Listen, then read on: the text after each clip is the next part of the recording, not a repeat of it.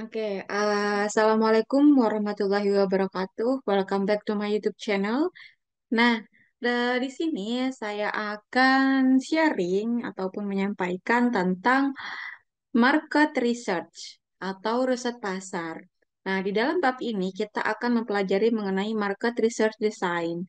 Nah, jadi sebelum kita jauh untuk mendiskusikan tentang hal ini, kita juga harus memahami bahwa kenapa kok kita itu perlu untuk memahami atau mengetahui ataupun belajar yang namanya market research gitu. Karena yang pertama adalah bahwa tidak setiap keputusan dalam bisnis itu membutuhkan yang namanya riset pasar.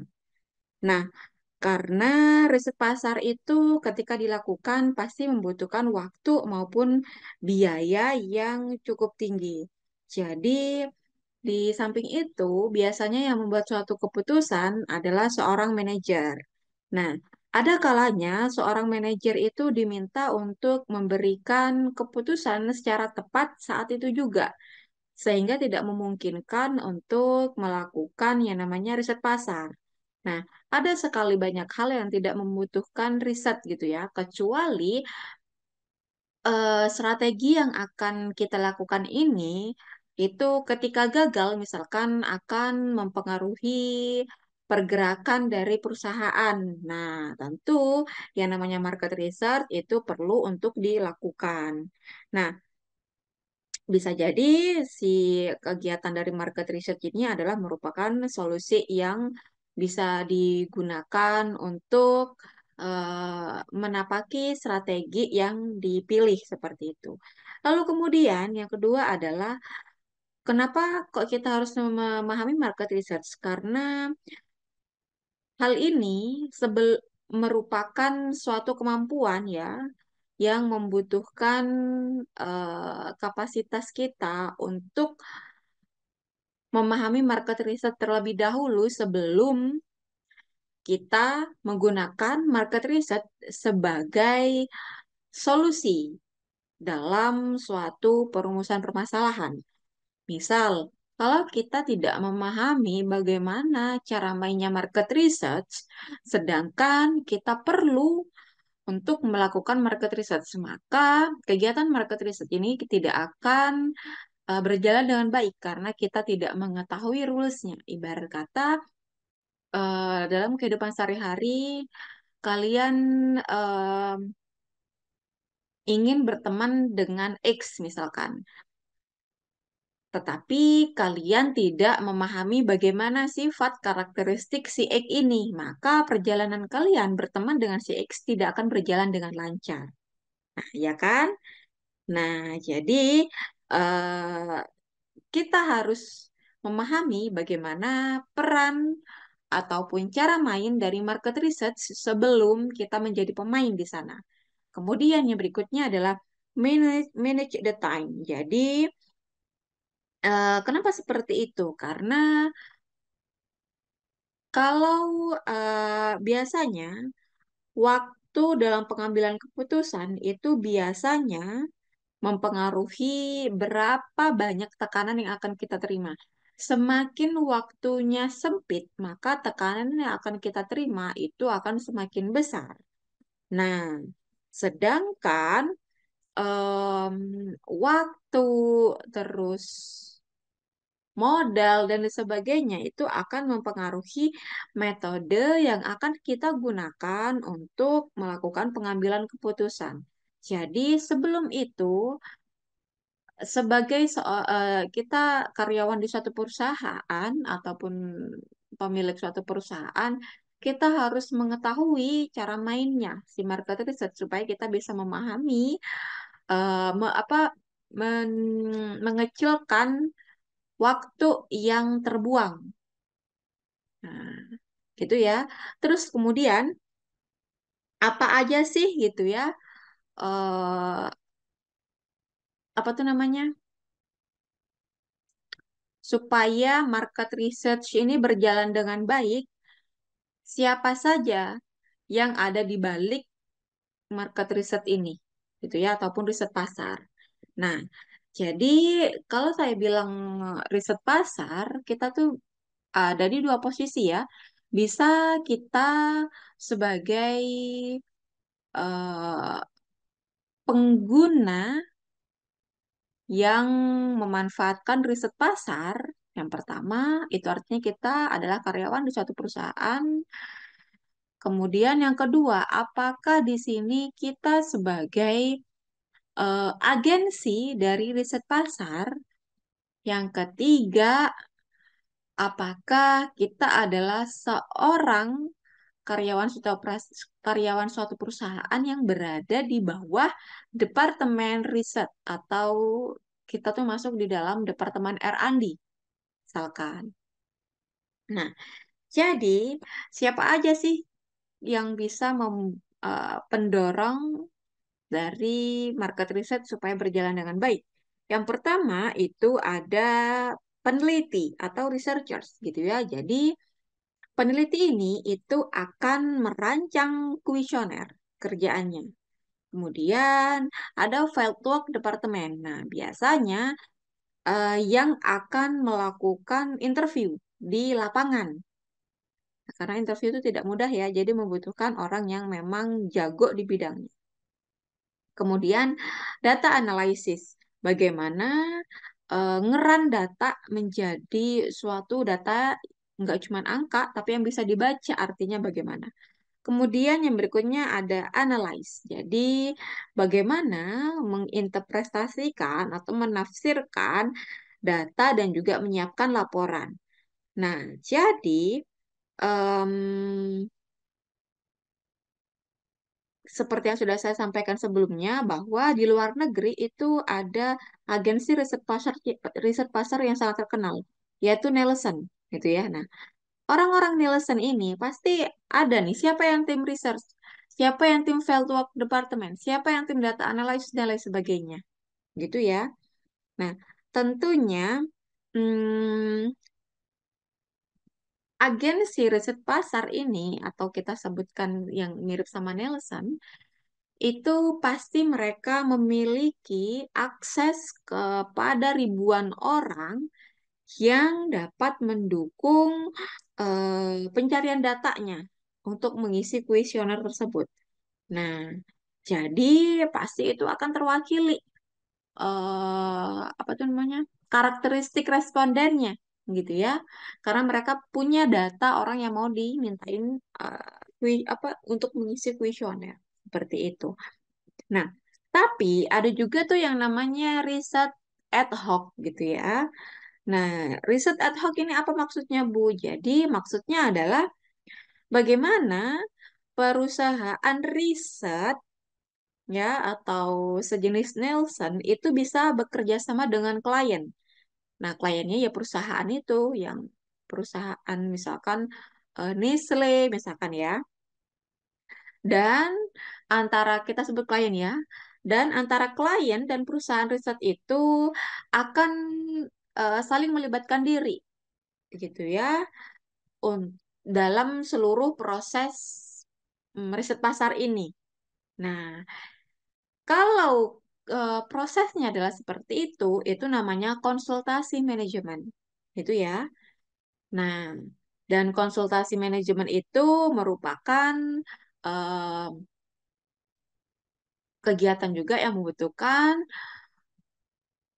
biaya gitu ya. Nah, jadi apalagi di situ keterlibatan antara klien dan perusahaan riset pasar itu terus berkelanjutan.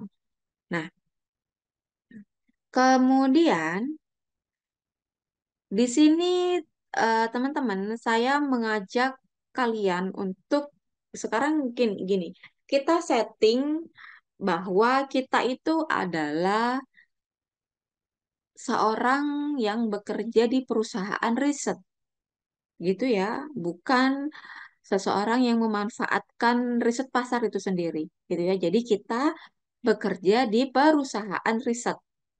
Nah, jadi teman-teman, pada bab ini kita kan mempelajari hal itu, gitu ya. Nah, jadi Em, ketika kalian menjadi ketika kalian bekerja di dalam suatu perusahaan riset, pada umumnya gitu ya, klien kita sebutnya adalah perusahaan yang akan memanfaatkan jasa kalian gitu. Itu klien akan memberikan ringkasan secara lisan. Dalam artian saya akan melakukan eh, misalkan akan melakukan penetrasi pasar, gitu ya si klien bilang seperti itu. Kemudian penetrasi pasar yang saya lakukan adalah di daerah Nusa Tenggara Timur. Nah, saya membutuhkan apa saja persiapan yang bisa saya lakukan untuk memunculkan misalkan eh, produk wewangian atau parfum. Nah, karakteristik orang NTT itu seperti apa sih terhadap parfum ini gitu. Nah, jadi klien biasanya itu suka menyampaikan dalam bentuk lisan aja, gitu ya. Nah, tapi sebenarnya ya ada juga yang menyampaikan secara tertulis, gitu ya. Nah, apalagi ketika si klien ini itu membuka jobnya secara besar-besaran, dalam artian saya punya permasalahan ini atau saya punya tujuan ini. Silakan perusahaan riset mana yang bersedia untuk mengerjakan proyek saya, gitu ya. Nah, otomatis si klien ini harus membuat suatu proposal secara tertulis supaya bisa dimengerti oleh banyak orang. Nah, yang saya tampilkan di sini adalah beberapa pertanyaan ketika kalian bertemu dengan klien tersebut, gitu ya. Misalkan di sini saya kasih contoh nomor 3. Itu ada di buku ya, kalian bisa mempelajarinya. Misalkan kayak nomor 3. What is known about the area of research, misalkan. Apa yang eh, sudah Anda ketahui, Pak atau Bu, tentang bidang-bidang dalam penelitian, misalkan. Karena kenapa kalian perlu untuk menanyakan hal ini? Supaya kalian itu tidak membuang-buang waktu untuk menjelaskan kepada klien bahwa metode dalam riset pasar itu ada 4, tapi yang kita gunakan 2. Nggak perlu seperti itu. Kalian otomatis akan fokus menggunakan 2 metode riset pasar tersebut gitu. Karena si perusahaan ini, si klien ini sudah mengetahui bidang-bidang penelitian itu ada 4, misalkan seperti itu ya. Ada 9 pertanyaannya, bisa kalian pelajari sendiri ya.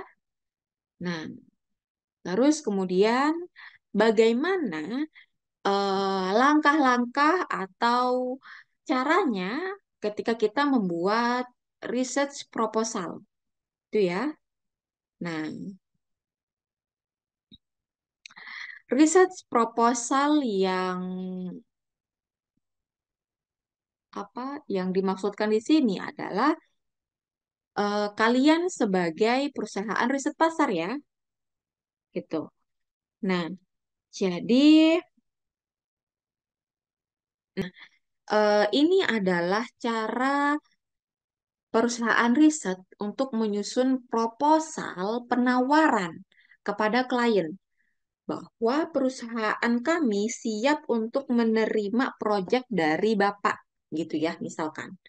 Nah, apa aja yang perlu untuk dipersiapkan, gitu ya. Nah, jadi yang pertama adalah informasi yang diperlukan. Dalam artian, researcher atau peneliti dalam hal ini adalah perusahaan peneliti atau Nelson contohnya, itu harus menentukan apa saja yang akan dimasukkan sebagai tujuan dalam proyek ini dan apa yang harus ditinggalkan, gitu ya. Misalkan si peneliti ini atau perusahaan riset itu memikirkan tujuan gitu ya, pasti akan ada pertimbangan tentang metode yang akan digunakan untuk mencapai tujuan tersebut. Nah, Jadi kita itu kita sebagai perusahaan riset membantu klien untuk menyederhanakan tujuannya, gitu ya. Karena biasanya nih klien itu kan pikirannya tuh masih luas gitu ya, tapi kita tuh berusaha untuk membelahnya satu persatu, menguliti intinya seperti itu. Apa yang diinginkan oleh klien. Nah, berbentuk proposal yang mudah dipahami oleh semua orang. Itu ya. Misalkan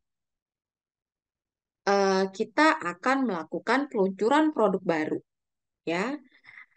Pasti akan mulai dari hasil, tujuan, dan juga pertanyaan itu fokusnya otomatis akan ke peluncuran produk baru. Nah, pasti si klien ini nggak akan apa kurang memahami gitu ya. Untuk mendapatkan informasi apakah NTT itu suka menerima peluncuran produk baru dari Indofood misalnya kok Indofood sih.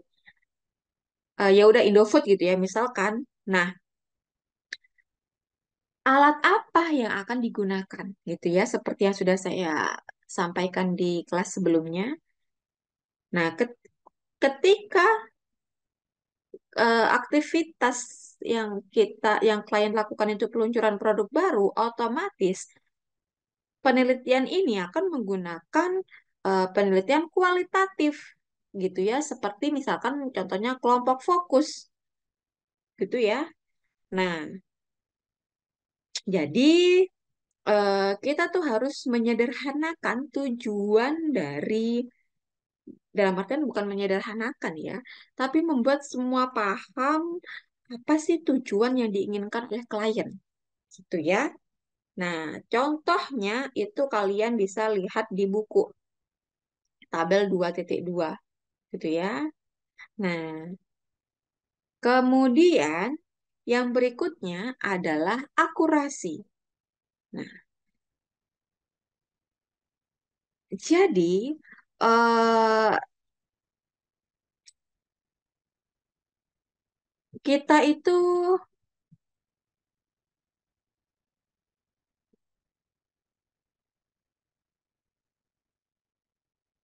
nah, kita itu harus bisa menjawab pertanyaan tentang kalau ada klien yang bertanya seberapa tepat data yang akan kalian kumpulkan yang akan diberikan kepada saya untuk saya gunakan sebagai pengambilan keputusan. Misalkan seperti itu ya.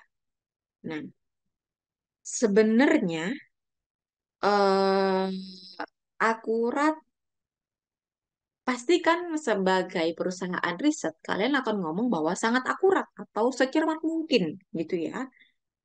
Nah, tetapi jangan lupa bahwa aku akurat itu ada harganya gitu ya. Nah, semakin dia akurat, maka semakin biaya yang kita keluarkan itu jauh lebih besar. Nah, tetapi sebetulnya tingkat akurasi itu, kalau kalian tahu, sebenarnya itu tidak selalu diperlukan gitu ya dalam pemenuhan eh, tujuan penelitian. Nah, misalkan eh, dalam suatu pasar itu ada 100 juta orang misalkan. Terus kalian ingin menjual produk dan mendapatkan pendapatan sekitar 1 juta, 100 juta misalkan. Kalian nggak perlu tuh mengukur jumlah pasar itu gitu, karena itu akan buang-buang waktu gitu ya. Nah, jadi eh, uang tersebut bisa kalian gunakan untuk kegiatan promosi misalkan. Nah, namun, jika tujuan kalian itu adalah misalkan ingin membuka eh, ingin mendirikan perusahaan di luar negeri misalkan. Nah, itu kan membutuhkan biaya kosnya banyak ya. Misalkan membutuhkan satu, misalkan membutuhkan biaya 100 triliun misalkan. Nah, sedangkan biaya yang kalian keluarkan untuk membayar perusahaan riset itu cuman 1 triliun misalkan ya nggak apa-apa gitu ya daripada kalian tidak melakukan maka kalian akan mengalami kerugian 100 triliun gitu ya. Nah, jadi keakuratan itu pasti dihubungkan dengan bagaimana data yang akan dihasilkan dan akan kalian pergunakan seperti itu. Kemudian bagaimana data itu akan kita gunakan gitu ya. Oh, udah. Kemudian the budget. Nah, seperti yang sudah saya sampaikan bahwa budget itu ya tergantung bisa murah, bisa mahal ya, tergantung dari berapa investasi yang sudah kalian keluarkan untuk memutuskan suatu strategi itu dibandingkan dengan biaya yang kalian keluarkan untuk membayar perusahaan riset. Nah, ini ya depend on business capital di compare dengan research cost. Itu ya. Terus kemudian timetable atau jadwal. Nah, biasanya sih setelah saya membaca buku ini gitu ya, ternyata riset pasar itu biasanya lumrahnya dikerjakan selama 6 minggu gitu ya. Tapi kalau misalkan semakin cepat ya pasti datanya akan semakin awut-awutan. Jadi gitu ya, 2 minggu paling cepat. Nah, normalnya adalah 6 minggu. Nah, kalau misalkan 6 minggu yang kalian berikan datanya, itu yang kalian tawarkan, pasti klien akan berpikir kalian pasti akan memberikan yang terbaik karena sudah memakan waktu yang tidak sebentar. Itu ya. Tapi semakin besar proyek yang dibebankan pada perusahaan riset, pasti waktunya juga akan semakin lama. Itu ya. Terus eh,